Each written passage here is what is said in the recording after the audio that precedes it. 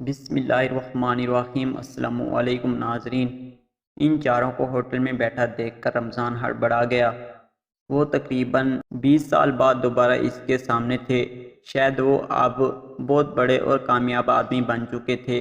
رمضان اپنے اسکول کے دوستوں کا آرڈر لیتے ہوئے اور ان کو کھانا پروستے ہوئے بہت عجیب محسوس کر رہا تھا۔ ان میں سے 2 موبائل فون اور 2 لیپ ٹاپ پر مصروف تھے۔ رمضان اپنی پڑھائی مکمل نہیں کر سکتا تھا اور دوسرے شہر میں کام کرنے چلا آیا تھا۔ انہوں نے اسے پہچاننے کی کوشش بھی نہیں کی۔ کھانا کھانے کے بعد انہوں نے بل ادا کیا اور چلے گئے۔ انہوں نے رمضان کی طرف دھیان تک نہیں دیا۔ رمضان کو لگا کہ شاید ان چاروں نے اسے پہچانا نہیں، یا اس کی غربت کو دیکھ کر جان بوجھ کر اسے نظر انداز کر دیا۔ اس نے ایک گہری سانس لی اور میز صاف کرنے لگا۔ ٹیشو پیپر اٹھا کر کچرے میں پھینکنے ہی والا تھا کہ اچانک اس کی نظر اس پر لکھی تحریر پر پڑی۔ لکھا تھا، بھائی تو ہمیں کھلا رہا تھا تو تجھے کیا لگا ہم نے تجھے نہیں پہچانا؟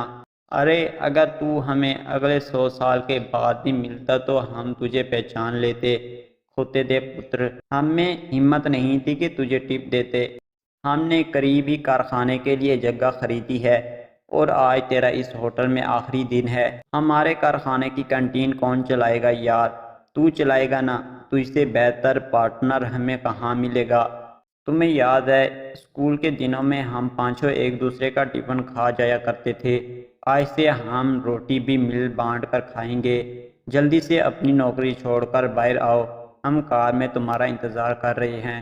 رمضان کی آنکھوں میں سے آنسو آ گئے۔ دوست زندگی کا انمول سرمایہ ہے۔